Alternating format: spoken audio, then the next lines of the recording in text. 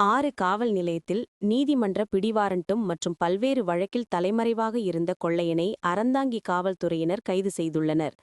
புதுக்கோட்டை மாவட்டம் அறந்தாங்கியில் தீபாவளிக்கு முதல் நாள் டெய்லர் கடையின் பூட்டை உடைத்து 1,50,000 பணத்தை திருடி சென்ற சம்பவம் அறந்தாங்கி வர்த்தக சங்கம் மற்றும் பொதுமக்களிடையே பெரும் அதிர்ச்சியை ஏற்படுத்தியது.